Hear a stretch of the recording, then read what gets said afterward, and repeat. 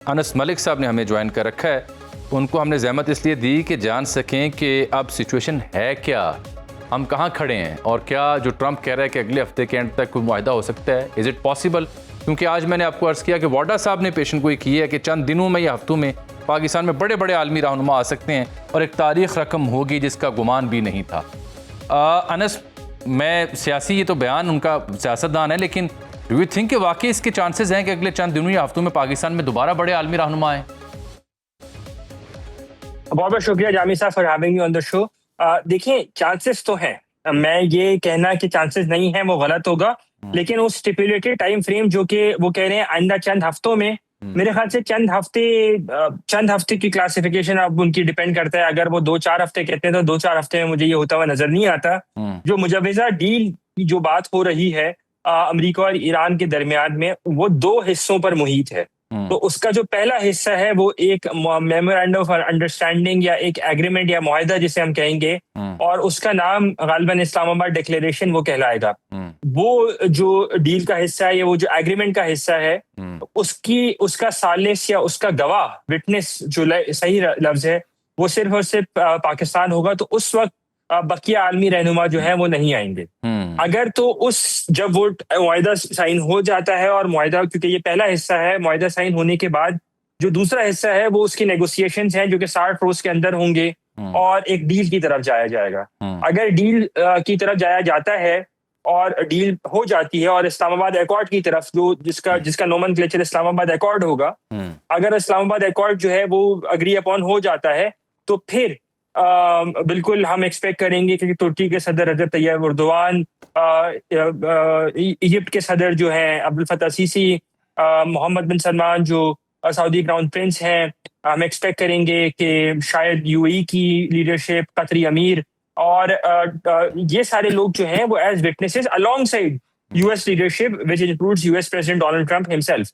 तो ये उनका सियासी बयान, तो मैं उसको उस तरह से नहीं कहूँगा कि हाँ बिल्कुल ही कोई रूल्ड आउट बात है, लेकिन उसमें बिल्कुल जो उनका जो बयान है उसको वो करीब तर है रियलिटी से। और लेकिन उसमें बहुत ज्यादा, जैसे अंग्रेजी की कहावत है कि many a step between the lip and the cup, तो उसमें बहुत ज्यादा अगर और बहुत ज्यादा इफ्स हैं।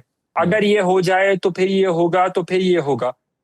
तो लेकिन मामला जो है इस वक्त भी बातचीत का सिलसिला है वो जारी है। अच्छा, नहीं अनस, अगर हम ये देखें, थोड़ा सा लेंस को देखें इसराइलियन पर्सपेक्टिव से, जिस तरीके से नेतन्याहू की कॉल की खबर आती है, फिर ट्रंप की जो नेतन्याहू की बीवी से मुबैना कॉल की बात आती है कि उसको डराया धमकाया, उसके बाद जो अमरीकी माने नुमाइंदगान में 4 रिपब्लिकन्स अगेंस्ट ट्रंप वोट देते हैं।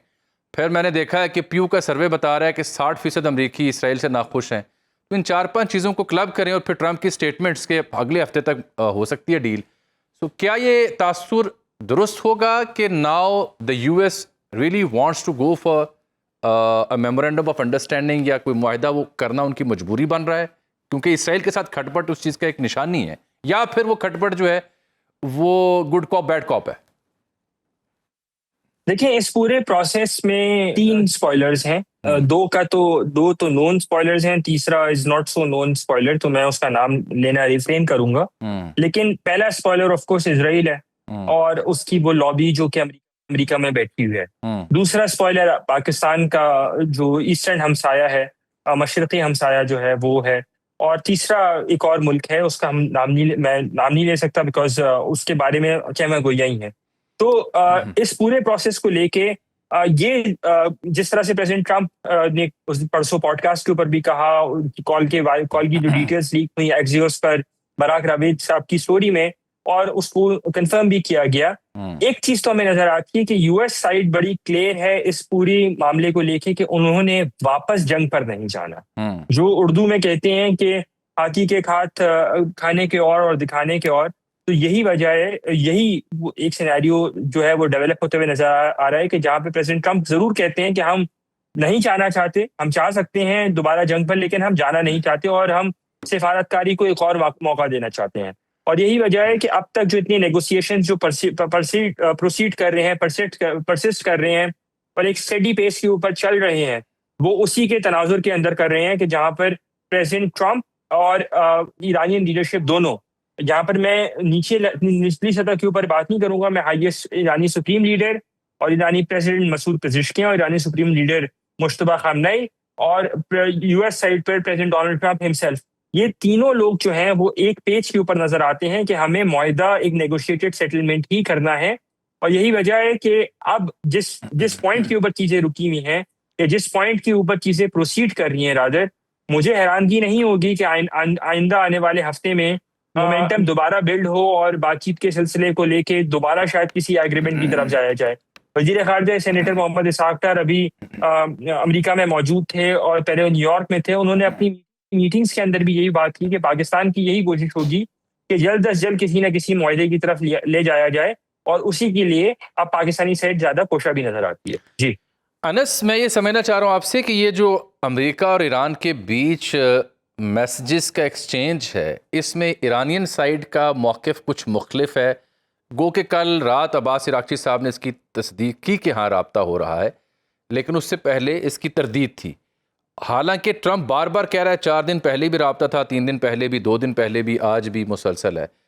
तो क्या जो राब्ताकारी है उसमें तातुल आया था? अगर आया है तो बहाल हो चुका है?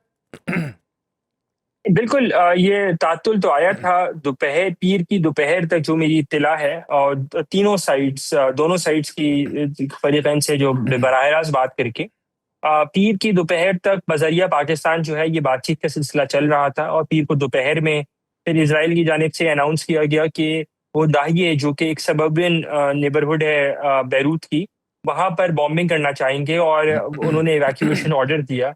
और उसी के फौरन बाद जैसे ही ये ट्वीट सामने आई इजरायली डिफेंस फोर्सेस की और इवैक्यूएशन ऑर्डर सामने आया, तो मिनटों के अंदर ही जो इंटरलॉक्यूटर्स थे दूसरी साइड से, ईरानी साइड से, उन्होंने पाकिस्तानी साइड को ये कन्वे कर दिया कि वो अब नेगोशिएशंस मजीद प्रोसीड नहीं कर सकते।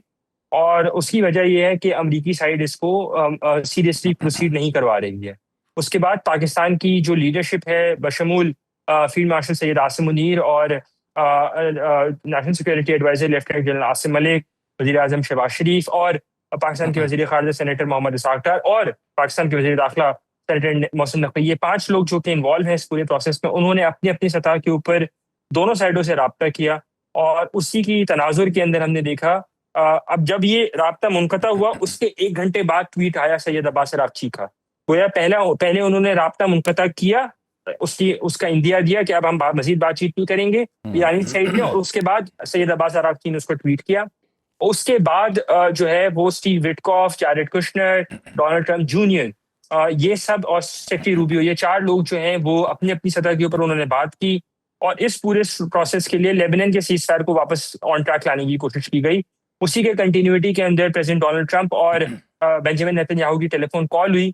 और उसी कंटिन्यूटी के द मोमेंट उन्होंने जब ट्रूथ सोशल के ऊपर पैगाम डाल दिया और एक सीज फायर की रीइटरेशन अनाउंस हो गई, तो उसके तकरीबन चंद घंटों बाद ही, ओवरनाइट ही जो है वो राब्ता बहाल हो गया था ईरानी साइड से।